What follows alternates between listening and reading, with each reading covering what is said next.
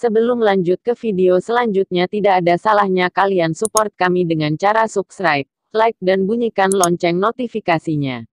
Jika kalian suka video ini, bagikan ke sosial media kalian semua. Baik, terima kasih. Bismillahirrahmanirrahim. Assalamualaikum warahmatullahi wabarakatuh. Kawan-kawan, saya ingin memberikan statement beberapa hal terkait dengan tuntutan dari Jaksa Penuntut Umum berhubungan dengan serangan kepada saya yang disidangkan di Pengadilan Negeri Jakarta Utara. Yang pertama tentu saya setelah melihat berita di media bahwa penuntut umum menuntut kepada kedua terdakwa dengan tuntutan 1 tahun penjara dan disampaikan juga pasal yang disangkakan dalam tuntutan itu adalah pasal 353 ayat 2. Di sana saya yang pertama memang apa yang saya katakan sebelumnya bahwa ini banyak kejanggalan semakin memperlihatkan. Tentunya secara pribadi saya sejak awal serangan saya sudah pernah mengatakan bahwa saya tidak ingin serangan kepada saya ini mengganggu saya dalam berjuang memberantas korupsi ke depan. Oleh karena itu saya memilih jalan untuk bersabar dan tidak menuntut kepada siapapun. Walaupun demikian tentunya demi kepentingan penegakan hukum, kepentingan keadilan, kepentingan kemanusiaan, tentu menuntut agar siapapun penyerang itu harus diungkap adalah suatu hal yang wajib saya lakukan. Tapi bukan sekedar masalah dendam untuk membalas. Tapi belakangan ketika saya melihat proses penyidikan berjalan, proses di penuntutan yang diawali dengan dakwaan dibacakan di persidangan, hingga terakhir kemarin tuntutan disampaikan oleh jaksa penuntut, semakin meyakinkan kepada diri saya bahwa ada yang tidak beres di sana.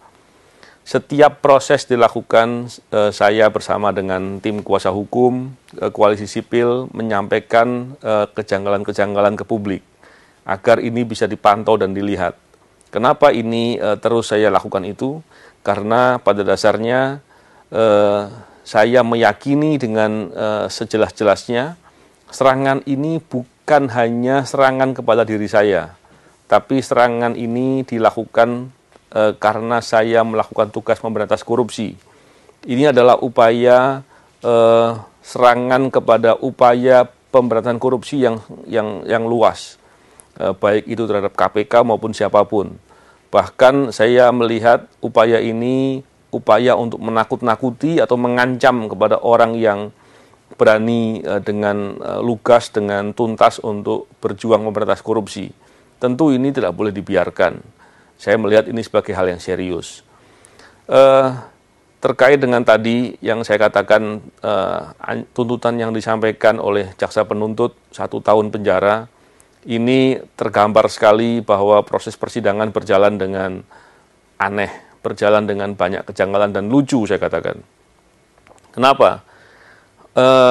Kita bisa melihat serangan kepada saya ini serangan atau kalau mau dikonstruksikan sebagai suatu perbuatan penganiayaan yang paling tinggi levelnya.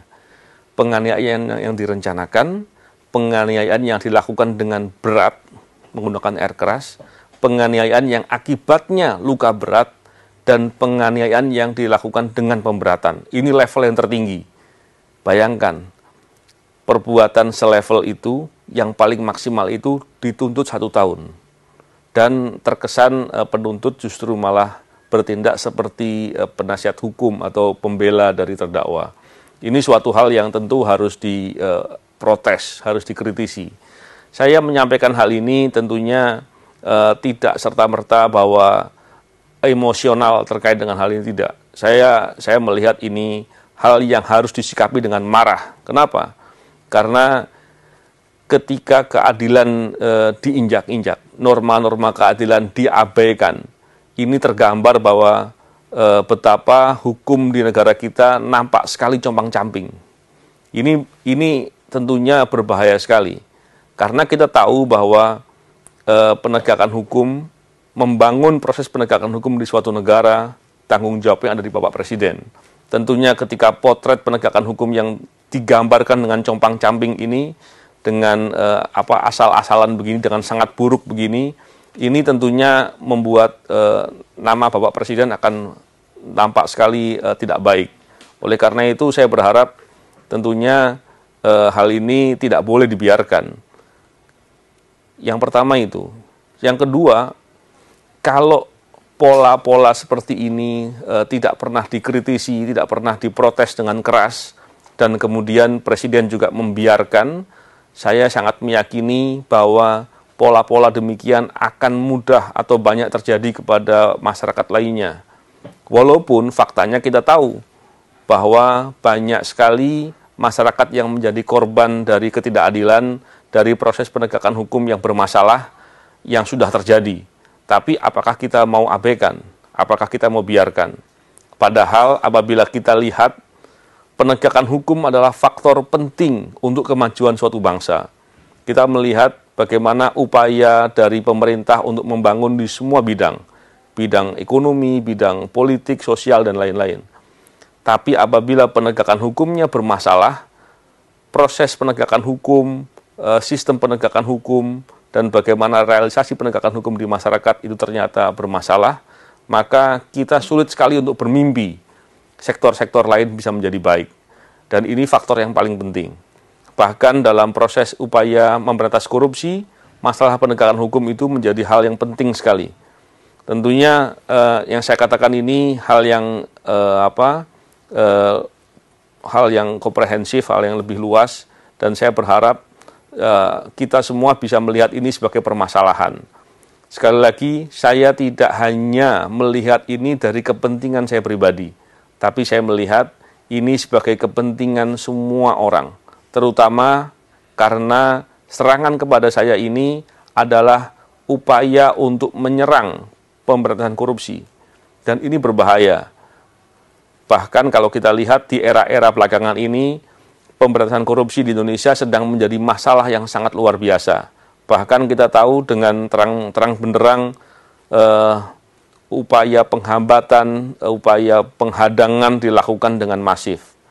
Di tengah banyaknya potensi-potensi korupsi, bahkan perbuatan-perbuatan korupsi yang terjadi. Tentunya keprihatinan ini adalah keprihatinan kita semua, dan sekali lagi saya sangat prihatin dengan adanya proses persidangan yang sekarang sudah masuk di masa penuntutan yang berlangsung seperti itu. Keprihatinan ini bukan pertama kali, tapi sudah saya sampaikan berulang kali, dan ini sudah banyak kejanggalan-kejanggalan yang terjadi. Saya kira apakah ke depan situasi itu akan berubah, apakah kemudian prosesnya akan menjadi baik, bagi saya yang penting adalah saya tetap akan berikhtiar untuk berbuat. Saya akan melakukan protes-protes sebagaimana mestinya dengan cara-cara yang benar. Karena apabila nanti hal itu tidak terjadi, bagi saya telah melakukan apa yang harus saya lakukan. Dan apabila prosesnya putusan kemudian berjalan seperti keadaan sekarang, maka itulah potret dari penegakan hukum di Indonesia, dan ini harus menjadi keprihatinan kita semua. Bagi saya ingin mengajak semua kalangan masyarakat untuk bisa mengkritisi hal seperti ini, baik kasus ini maupun kasus-kasus lain yang menunjukkan ketidakadilan, menunjukkan suatu perbuatan yang menggambarkan potret penegakan hukum yang compang-camping. Oleh karena itu, dengan semangat upaya memberantas korupsi yang baik ke depan, tentunya saya mengajak kepada semua kawan-kawan yang berjuang untuk memberantas korupsi untuk tetap berani dan konsisten. Karena orang-orang yang terlibat dalam perilaku korupsi, koruptor dan kawan-kawannya, mereka berharap kita semua takut dengan kejadian ini. Kita semua menjadi melemah dan kemudian mereka bisa dengan semaunya sendiri merampok dan menjarah uang rakyat, harta dari bangsa dan negara. Saya kira itu hal yang menjadi concern bagi saya, dan sekali lagi kejanggalan demi kejanggalan yang saya catat, saya umumkan ke media, kepada publik setiap waktu dan setiap tahap. itu semakin tergambar, dan ini semua saya minta untuk menjadi perhatian dan kita menjadi catatan bagi kita semua. Semoga ini bisa menjadi upaya perbaikan. Saya tidak tahu perbaikannya akan seperti apa, tapi tentunya dalam kesempatan ini saya juga mendesak kepada Bapak Presiden, apakah masih tetap akan membiarkan, apakah terus kemudian akan turun untuk membenahi masalah-masalah seperti ini. Bukankah sejak awal Bapak Presiden memberikan perhatian soal ini, tapi kemudian mempercayakan kepada aparatur yang sedang bekerja? Bukankah sudah sangat cukup alasan untuk menunjukkan bahwa aparatur bekerja dengan bermasalah di sana-sini? Saya kira itu ingin saya sampaikan. Terima kasih. Assalamualaikum warahmatullahi wabarakatuh.